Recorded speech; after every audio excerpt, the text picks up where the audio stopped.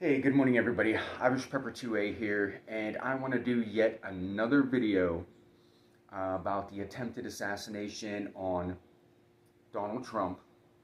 It's the hottest topic out there right now, and the thing I want to do different in this video is I want to talk about the expanse of information that is coming out there and how the discrepancies fall in. I don't want to talk about conspiracy theories, but I want to talk about how the information keeps changing, hourly, every day it just keeps changing so that, you know, I don't end up doing something like I did the other day and end up with egg on my face talking, about misinformation. I despise that. I hate it. I really don't like being incorrect on things. So with that being said, let's get right into the content of today's video. And if you haven't been paying close attention, there was a name brought up by the name of Maxwell Yerick. Maxwell Yerick. He is a well-known anti-Trumper out of Pittsburgh who has supposedly served jail time. There's a plethora of information if you look him up directly, but that's the key. You have to look him up directly. Now, I did a little bit of internet sleuthing today, and I went and I looked on a social media platform. Starts with F and center letters B, FB, and I typed in the name. You can't find anything on him. As a matter of fact, you'll find other internet sleuths that are trying to find him right now. And the reason he is of interest is because of these photos that I'm going to link right now.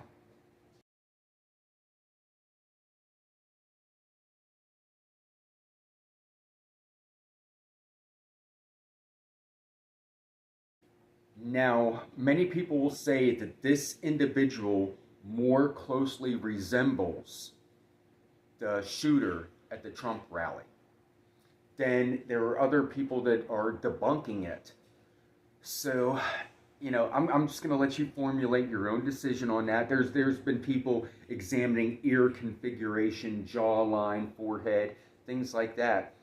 But everybody is saying that he looks more like the individual on that rooftop than the other pictures of Thomas that are being showed all over the internet, and you've seen them, it's the younger guy with short cropped hair, braces, acne on the face, things of that nature. So I'm going to let you guys decide and see what you think on that.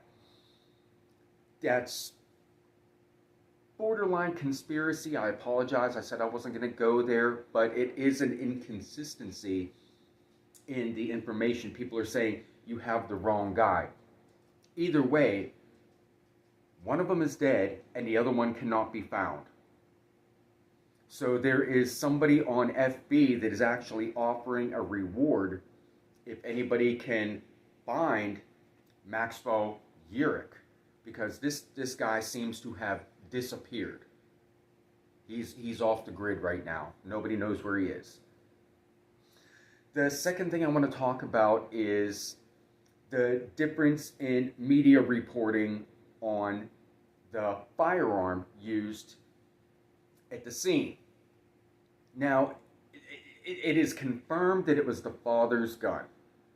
It was Thomas's father's gun. He borrowed it. There was discrepancy that said it was only purchased 6 months ago. Now they've changed the narrative to it was purchased 10 years ago.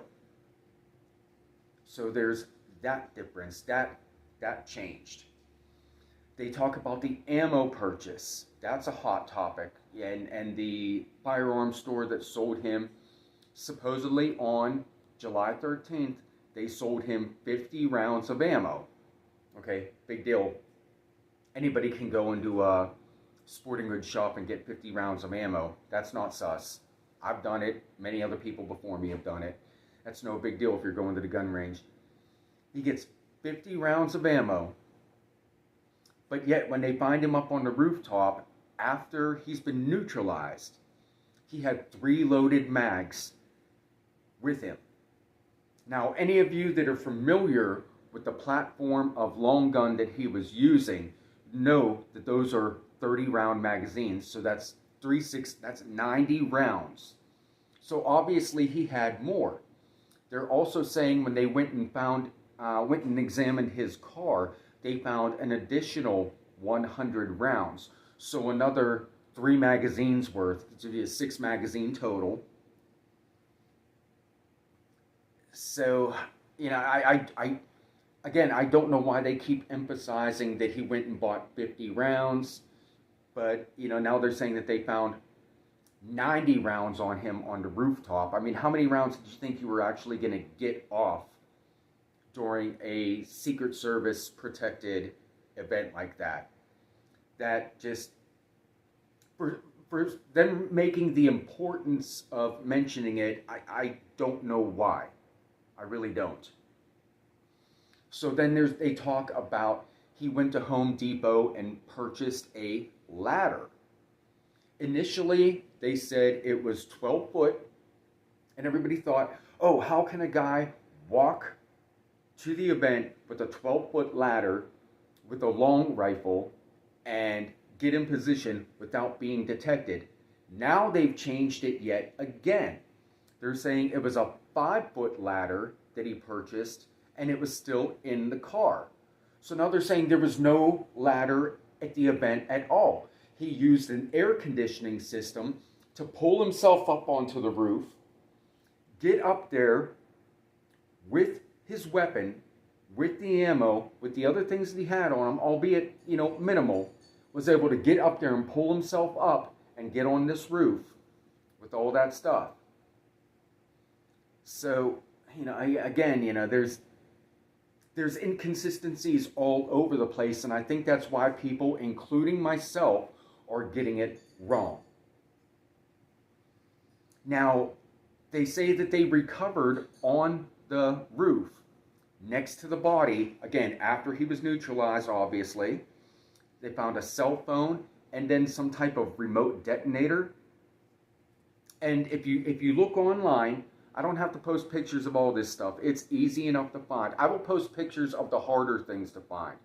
But the easy stuff, I'll let you guys go and look at for yourselves and formulate your own conclusion. They say they found it next to his body. So you're telling me that he pulled himself up, army crawled up this metal roof in July, then pulled out a cell phone, a remote detonator,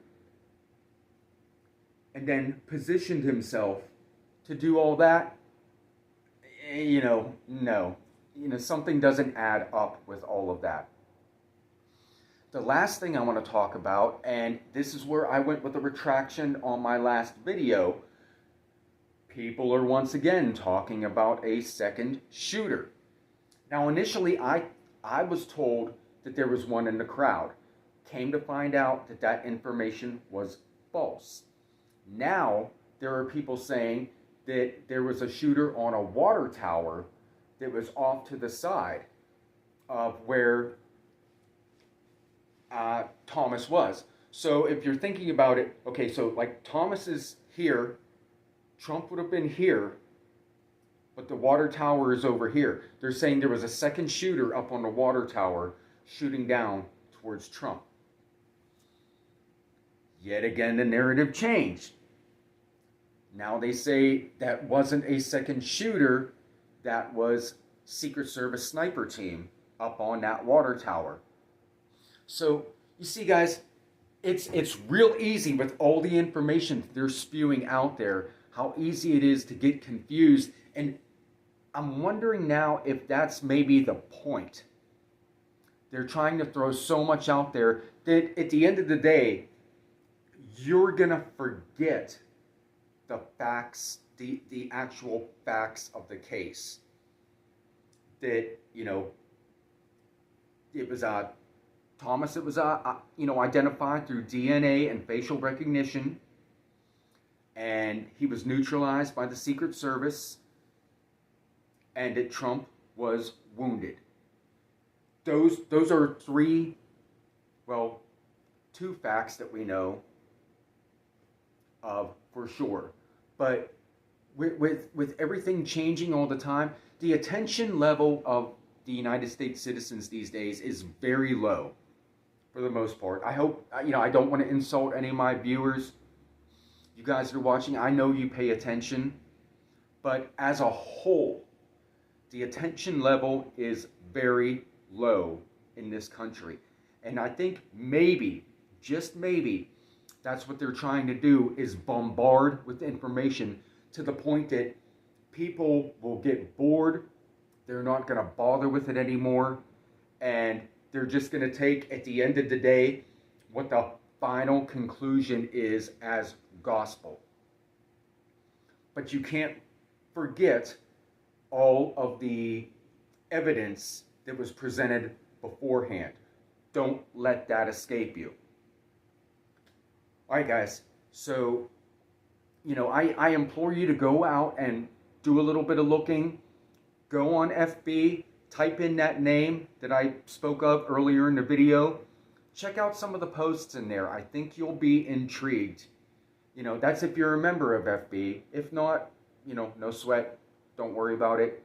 You can do, there's so much other information online. But if you even do 15 or 20 minutes worth of reading, you are going to find so many inconsistencies. It's going to boggle your mind. So, all right, guys. Irish Pepper 2A, I'm going to sign off. I hope you all have a blessed day. Stay safe and stay informed.